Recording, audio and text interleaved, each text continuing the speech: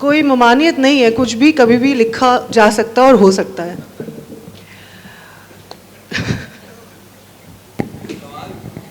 یہ آپ کا جو سوال ہے نا، یہ ایک ریسرچ تھیسس دادا پہ ہو رہے ہیں، ان میں ضرور ڈالنا چاہیے.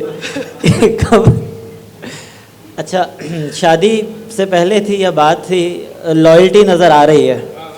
ٹھیک ہے، اب معاملہ یہ تھا کہ یہ سلسلہ بڑا خوبصورت چلا. دادا کی ایک کتاب ہے بہار فطرت، جو دادی کے نام ہے. وہ رومانٹک شاعری ہی آپ سے سمجھیں گے، لیکن ایک یہ پوری زندگی کی محبت کی کہانی تھی. دادی کا انتقال ہوا ہے 1981 میں. غزل کے پاس ایک نظم ہے جو ہمیں ایک پرچہ ملا دادا کی ڈائری میں. میں نے اس کو محفوظ کیا، ٹائپ کیا، ایک مرتبہ والد صاحب کو پیش کیا. میں کسی اور کام میں مصروف ہو گیا تو دور بہت زور زور سے رونے کی آوازیں آئیں. میں نے کہا پتہ نہیں کیا ہوا، بھاگ کر گیا، وہ پیپر ان سے لیا، اس کے بعد میں نے وہ چھپا دی.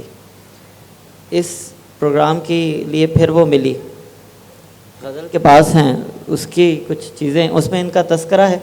کیونکہ اس ٹائم پہ ہمارے گھر میں ایک ہمارے تایا ابو کے بیٹے سے حماد ہمایون، جن کے چھوٹے صاحب بھائی یہاں پہ موجود ہیں، وہ تھے، اور اپیا موجود تھیں.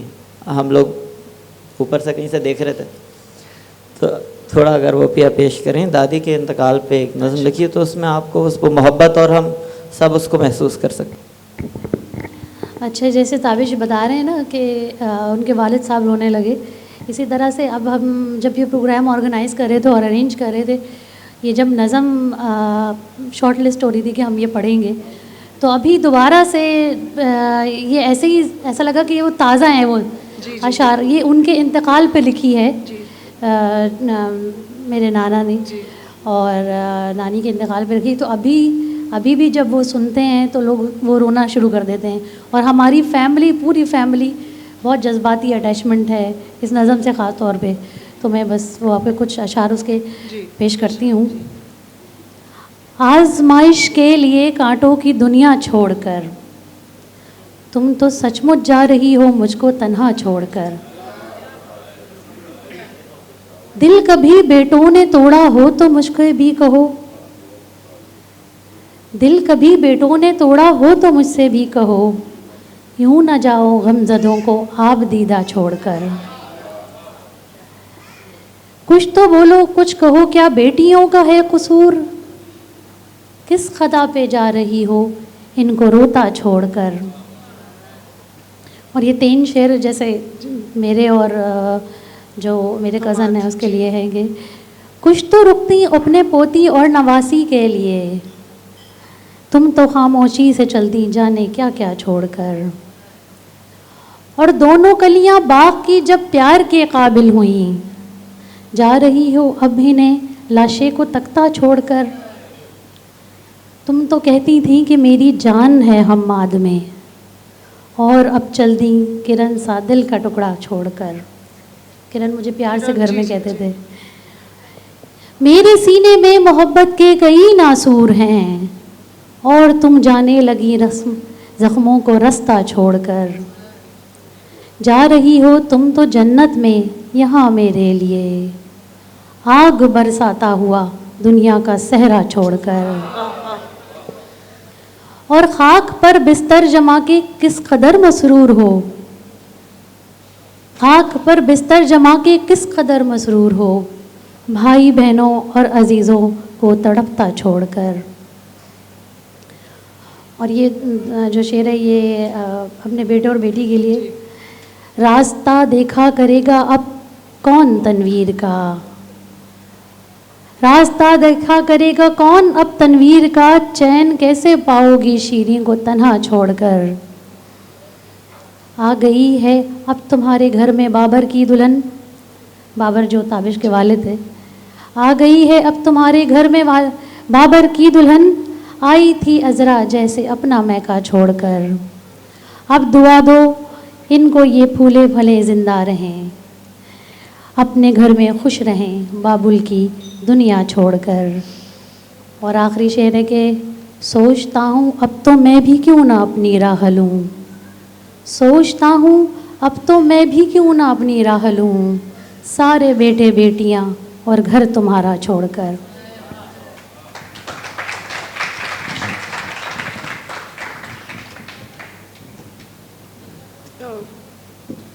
ظاہر ہے جب ان کی بیگم کا انتقال ہوا ہوگا کیا ہی گزری ہوگی، اور کیا گزری ہوگی یہ لکھتے ہوئے، اور کیا آپ کے والدین پہ جب انہوں نے پڑھی، اور مطلب جب ہم لوگوں پہ اتنا اثر ہو رہا ہے یہ سن کے، تو بہرحال جیسے کہتے ہیں the show must go on۔ تو جتنا ہم نے ان کے الگ الگ رنگ ابھی تک دیکھے، انقلابی رنگ دیکھا، اور اس کے علاوہ تھوڑا عشق محبت کا رنگ ہنا کی زبان میں دیکھا، اب آپ نے یہ ایک الگ اینگل دیکھا پرسوز۔ تو ان کی شاعری میں طنز و مزاح بھی خوب تھا، اور وہ تھے شاعر، لیکن اگر آپ ایک طرح سے جب ان کی شاعری سنیں تو آپ کو یہ احساس بھی ہوتا تھا کہ وہ مصور بھی تھے ساتھ میں، اور وہ مصور تھے، وہ برش اور رنگوں کا استعمال نہیں کرتے تھے، وہ اپنے الفاظ کا استعمال کرتے تھے کوئی بھی تصویر کھینچنے کے لیے۔ تو وہ جس شہر میں جاتے تھے وہاں کا ایسا نقشہ بیان کرتے تھے اپنے کلام کے ذریعے کہ آپ کو لگتا تھا آپ ان کے ساتھ اس سیر میں موجود تھے۔ تو وہ پشاور گئے، انہوں نے پشاور اپنے کلام کے ذریعے پڑھنے والوں کو گھما دیا۔ وہ کراچی گئے تو ایسا لگا کہ جب میں وہ پڑھ رہی تھی، میں کبھی گئی نہیں ہوں، اشتیاق ہے کہ کبھی جانا ہو، تو ایسا لگ رہا تھا کہ واقعی میں ویسا ہی سا ہے جیسا وہ کہہ رہے ہیں۔ تو ان کی یہ نظمیں ہیں پشاور اور کراچی جو عدیل نے کمپوز کی ہیں، تو وہ ہم آپ کو سنائیں گے۔ پشاور میں تابش آپ ساتھ دیں گے ان کا؟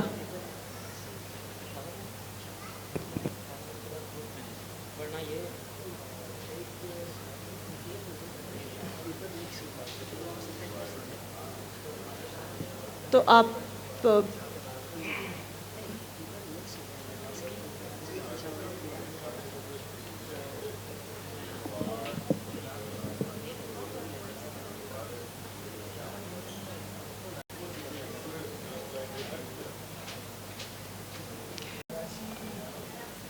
مائک ادھر سے آن سے ان کو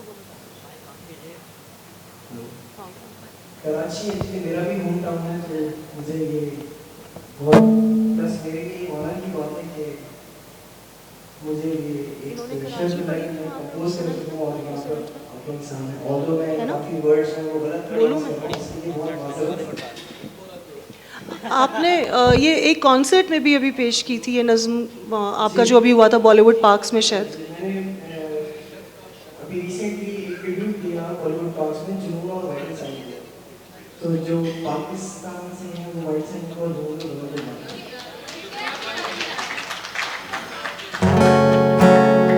वहाँ पर ये जो कराची नज़्म है ये है वहाँ पर एक्टिव बॉलीवुड टॉक्स में रिसेंटली वो जैसे ही अपलोड करेंगे तो आप हमें देख सकेंगे।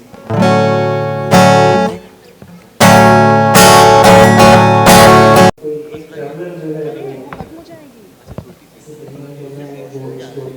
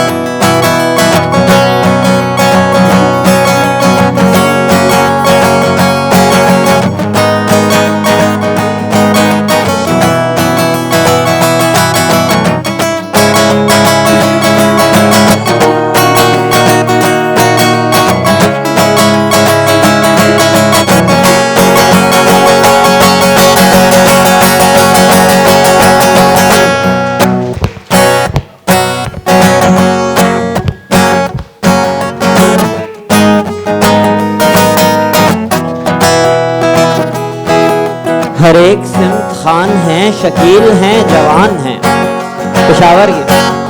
हर एक सिमत खान हैं, शकील हैं, जवान हैं, न नून है न नान है, ये सब के सब पठान हैं।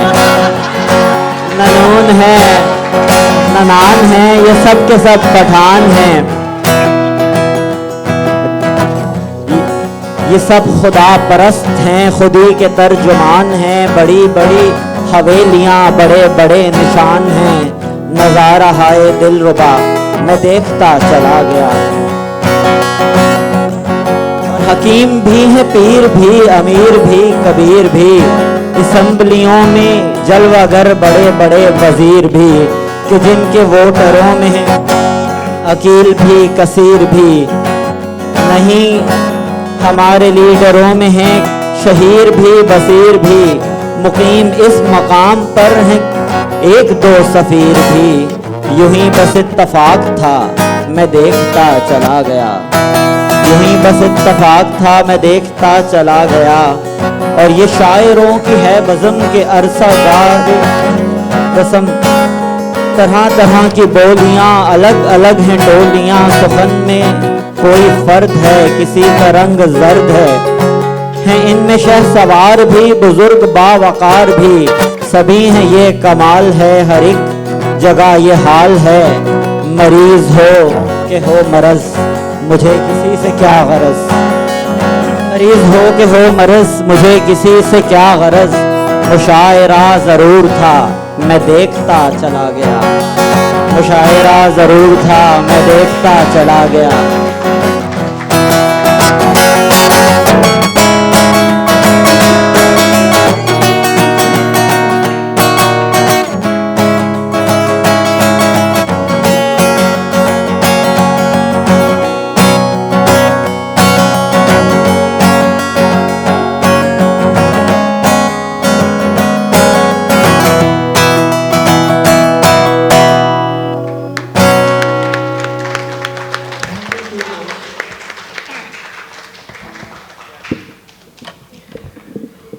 تو یہ بنا ویزا، بنا پاسپورٹ، بنا ٹکٹ کے جو ہے 2 شہروں کی ہم نے سیر کرا دی، اور ہندوستانی اپنے آپ کو بہت خوش قسمت سمجھے کہ آپ لوگ ہو آئے۔ ابھی کچھ اشارتاً بات ہو رہی تھی تو میں بھی ایک شعر اشارتاً یہاں پہ پیش کرنا چاہوں گی۔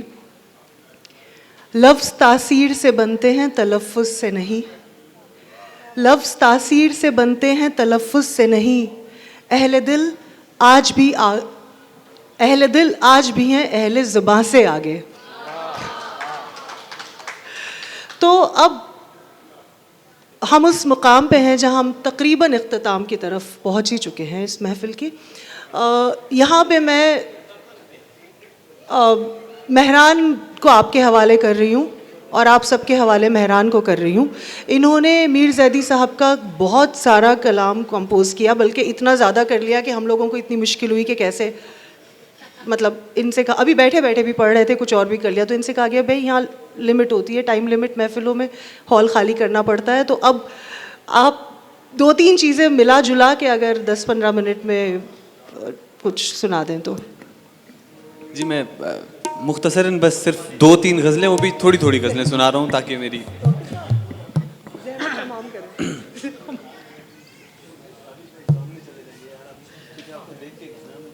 کیوں بھائی اتنی اچھی آڈینس بیٹھی ہے، آپ کو تابش صاحب کو دیکھ کے کیوں گانا ہے؟ عجیب سا آ رہا ہے۔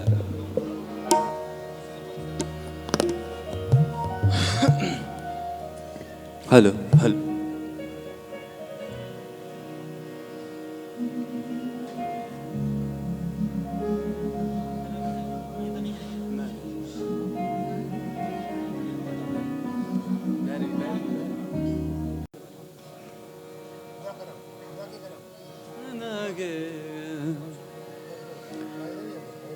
ہم ایسے سادہ دلوں کو وفا کی راہوں میں قدم قدم پہ ادا کا فریب دیتے ہیں، جلے ہوں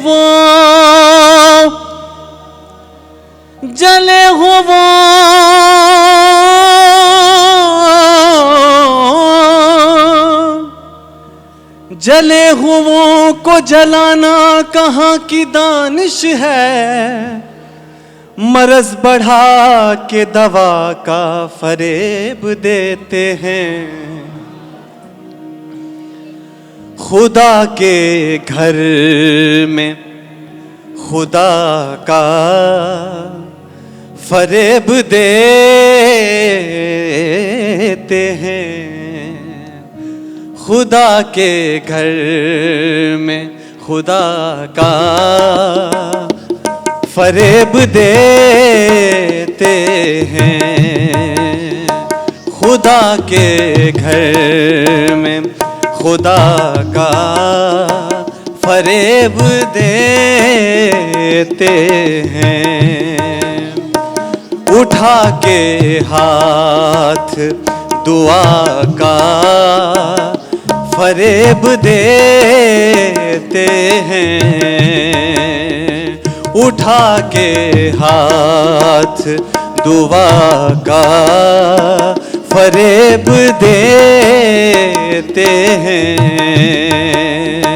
خدا کے گھر میں۔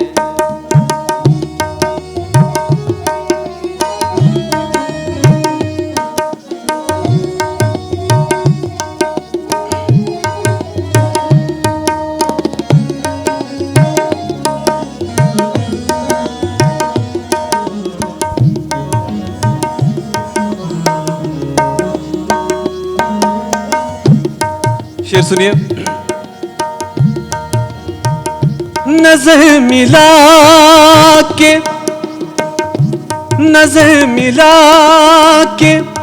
मोहब्बत की बात छेड़ी थी.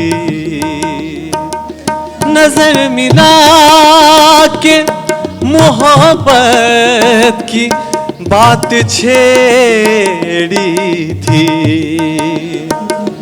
नजर झुका के हया का फरेब देते हैं.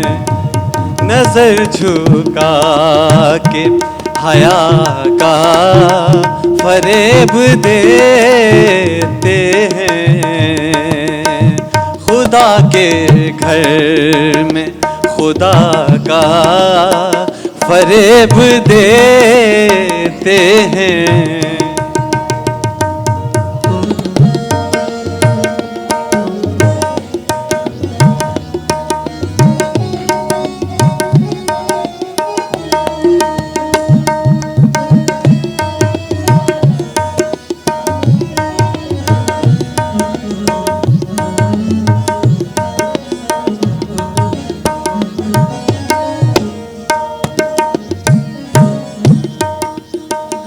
निकालते हैं तकल्लुफ से अपनी जुल्फ के बल.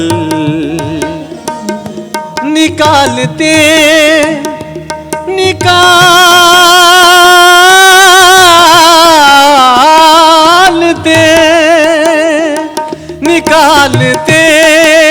हैं तकल्लुफ से अपनी जुल्फ के बल. करीब रह के बला का फरेब देते हैं. करीब रह के बला का फरेब देते हैं. खुदा के घर में खुदा का फरेब देते हैं.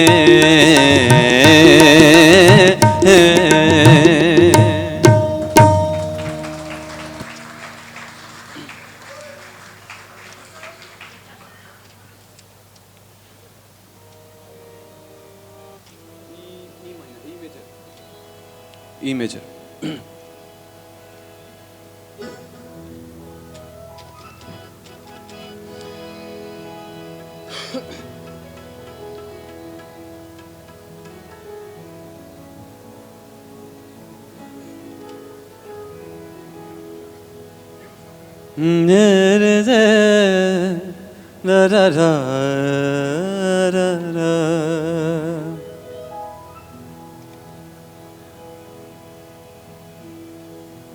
तुम हमारे किसी तरह न हुए,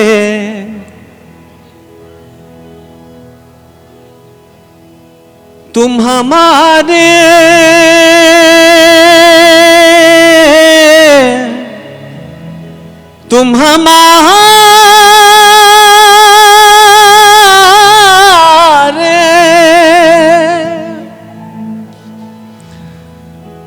तुम हमारे किसी तरह न हुए, वरना दुनिया में क्या नहीं होता। बहुत देर से कह रहा है ज़माना, बहुत देर से कह रहा है ज़माना, बहुत देर से कह रहा है ज़माना। खुदी की कहानी जुनू का फसाना, बहुत देर से कह रहा है ज़माना। खुदी की कहानी जुनू का फसाना, बहुत देर से कह रहा है ज़माना।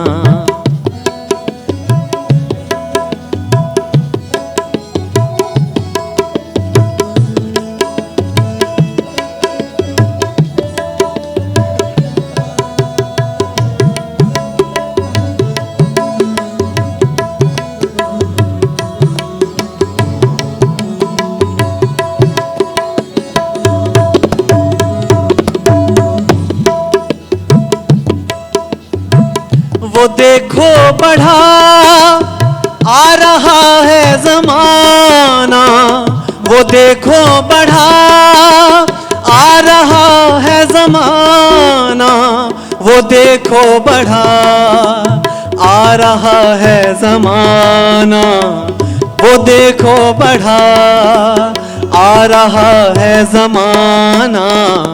قدم دشمنوں سے وضع دوستانہ, قدم دشمنوں سے وضع دوستانہ.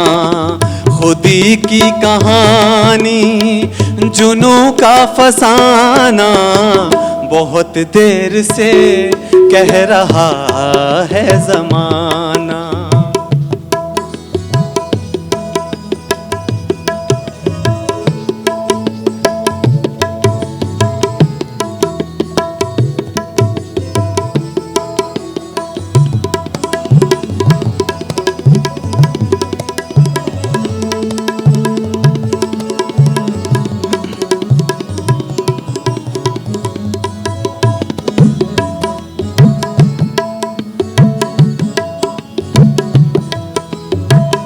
نیا گیت گانے لگا پھر زمانہ, نیا گیت گانے لگا پھر زمانہ, نیا گیت گانے لگا پھر زمانہ. زباں شاعرانہ نظر مجرمانہ, زباں شاعرانہ نظر مجرمانہ.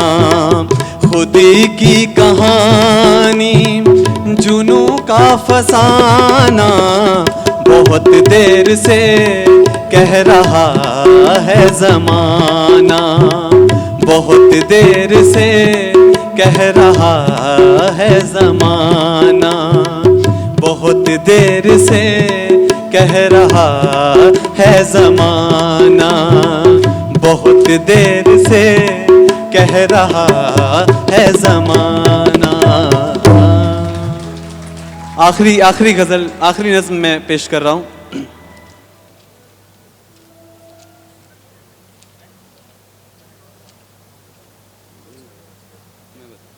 F sharp major.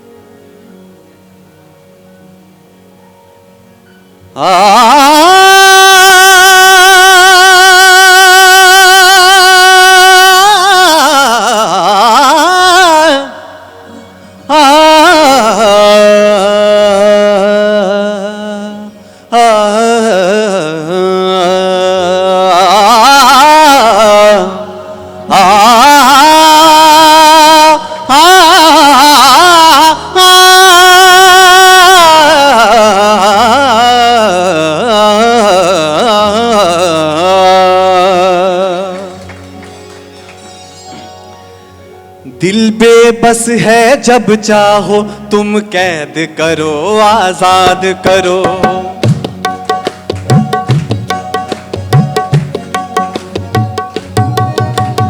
دل بے بس ہے جب چاہو تم قید کرو آزاد کرو. دل بے بس ہے جب چاہو تم قید کرو آزاد کرو. سب کچھ تم پر چھوڑ دیا ہے, سب کچھ تم پر چھوڑ دیا ہے, رکھو یا برباد کرو. دل بے بس ہے جب چاہو تم یاد کرو آزاد کرو. دل بے بس ہے جب چاہو تم قید کرو آزاد کرو.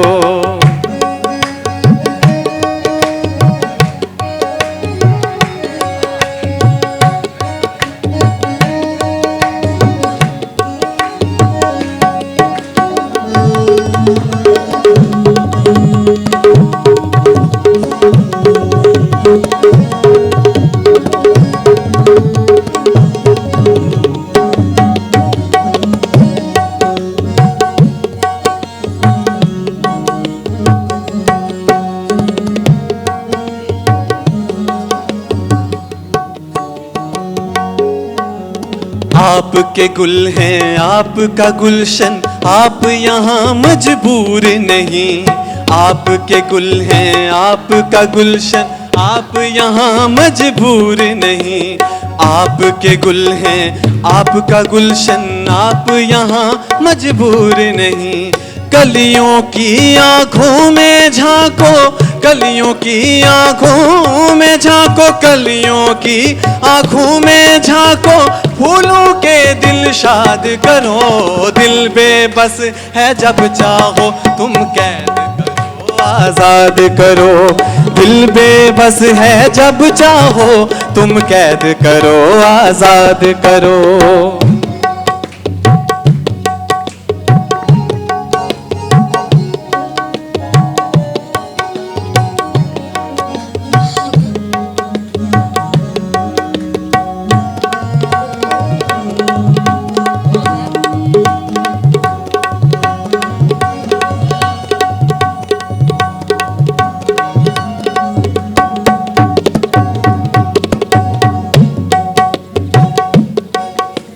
سب کہتے ہیں آپ ہمارے مے خانے کے ساقی ہیں.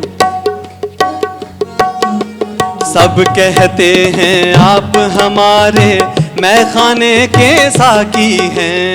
سب کہتے ہیں آپ ہمارے مے خانے کے ساقی ہیں. تشنا لبوں کے حق میں بڑھ کر, تشنا لبوں کے حق میں بڑھ کر اب تو کچھ ارشاد کرو. دل بے بس ہے جب چاہو تم قید کرو آزاد کرو. دل بے بس ہے جب چاہو تم قید کرو آزاد کرو. آخری شعر, آخری لاسٹ.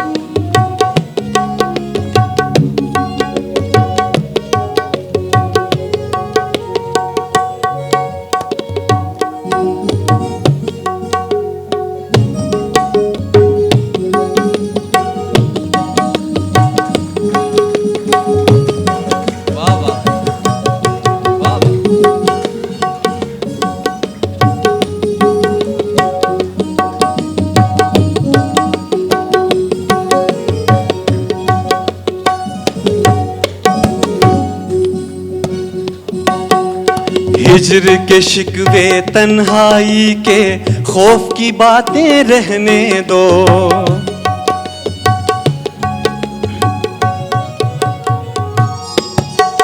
ہجر کے شکوے تنہائی کے خوف کی باتیں رہنے دو. ہجر کے شکوے تنہائی کے خوف کی باتیں رہنے دو. جو دن مل کر ساتھ گزارے, جو دن مل کر ساتھ گزارے, جو دن مل کر ساتھ گزارے, وہ بھی تو کبھی یاد کرو. دل بے بس ہے جب چاہو تم قید کرو آزاد کرو. دل بے بس ہے جب چاہو تم قید کرو آزاد کرو آزاد کرو آزاد کرو آزاد کرو آزاد کرو.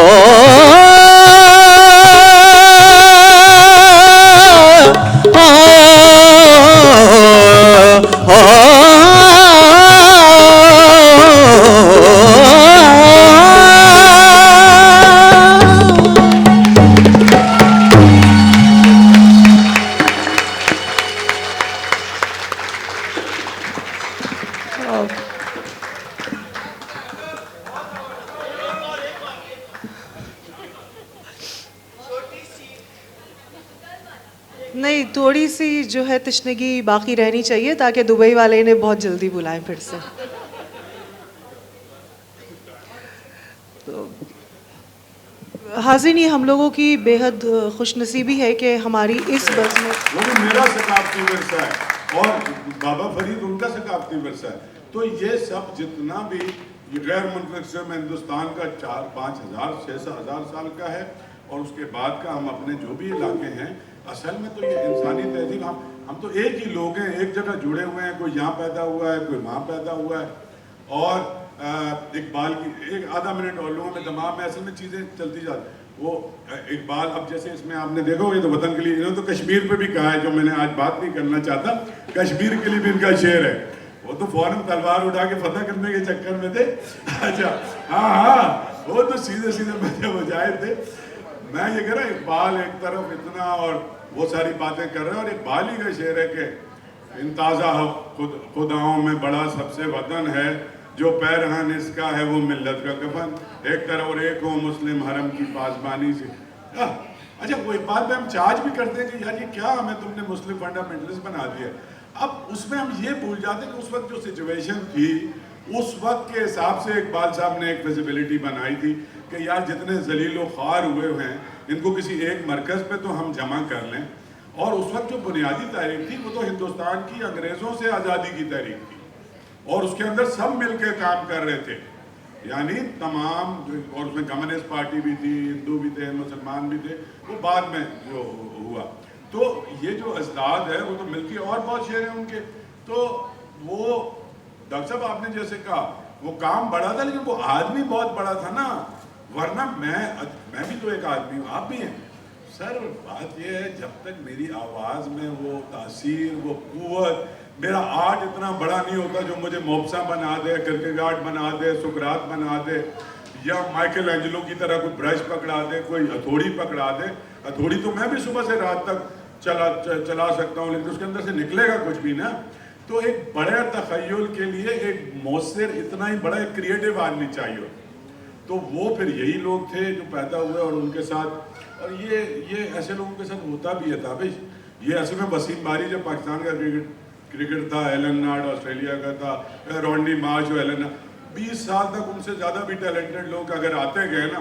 وہ باہر سے ریٹائر ہوتے گئے جب کوئی بڑے لوگ جس سوسائٹی میں پیدا ہو جاتے ہیں نا اور ان کا سکہ بن جاتا ہے تو ان کے ساتھ بہت سارے ایسے لوگ ہوتے یار زمانے میں سودا کے ساتھ کیا ہوا میر در سودا آتش ایسے لوگ تھے میر و غالب کے زمانے دس is destiny we have to be a red main but تمہارا جو آج تم نے کیا ہے کام اور تمہاری فیملی نے وہ بہت ہی قابل ستائش ہے اور بہت بہت مبارکباد جناب آپ کو اور آپ سب کو بہت شکریہ بہت شکریہ شاہ صاحب تک نہیں جڑے یا خوش قسمتی رہی وہ نہیں ہماری بھی وہی کیفیت ہے ہمیں لگ رہا ہے کہ بد قسمتی رہی کہ ابھی تک رابطہ نہیں ہوا اور اب احساس ہو رہا ہے فائنلی آپ سے ملاقات ہوئی تو بہت ہمارے لیے خوش قسمتی کی بات ہے بہت کچھ سیکھنے کو ہے آپ سے بہت کچھ سننے کو ہے اور میری درخواست آپ سے یہ ہے کہ کچھ ایسا کبھی کانفرنس ہے کبھی ایک فورم رکھیں جہاں پہ شاہ صاحب کو دعوت دی جائے اور مطلب ہم صرف ایک سیمینار نما چیز ہو جہاں پہ مستفید جی اور میں درخواست کروں گی ریحان صاحب آپ سے کہ آپ تشریف لائیں اور مظلوم اردو کی جانب سے ووٹ آف تھینکس سب سے پہلے تو میں شاہ صاحب کا مشکور ہوں کہ انہوں نے بیک گراؤنڈ یہ ہے کہ بزم اردو دبئی یہ بہت چھوٹی سی تنظیم ہے اور بہت ہی نااہل لوگوں نے جس کی شروعات کی ہے کبھی ہوتی ہوگی اب تو نہیں صاحب بالکل بہت چھوٹی سی ہے اور آپ شاہ صاحب آپ ہماری دعوت پہ آئے تو یہ ہمارے لیے ایک بہت بڑی بات ہے تو ہم آپ کا جتنا بھی شکریہ ادا کریں وہ بہت کم ہے تو شاہ صاحب آپ ایک بہت بڑا نام ہے بھائی شاہ صاحب کا خاص آپ سے مشورہ دینا چاہتا ہوں آپ تو یہ کثر نفسی میں کہہ رہے ہیں بہت سے لوگ یہاں پہ سچ بھی سمجھ لیں گے اس لیے یہ نہ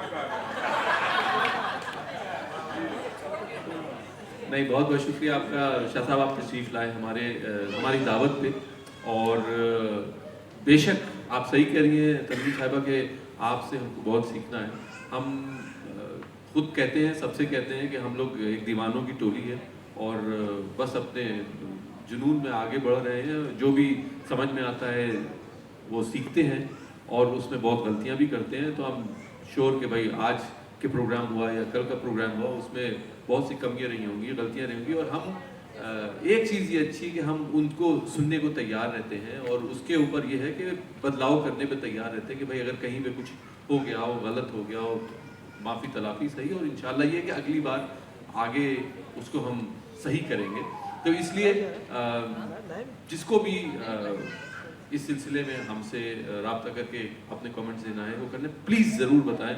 آپ سے تو خاص کر کے میں الگ سے کروں گا انشاءاللہ. اور آپ کا جو آفر ہے ہمارے لیے کہ بس میں اردو, بہت شکریہ آپ کا. میرے خیال سے ہم کو آپ جیسے رہنماؤں کی ضرورت ہے, اور ہو سکتا ہے کہ آپ کی ہندی میں کہتے ہیں چھتر چھایا میں ہم بھی کچھ اچھا کام کر سکیں. پارٹنرشپ میں کریں گے برابری کی بنیاد پہ, کوئی چھتر چھایا نہیں. بالکل.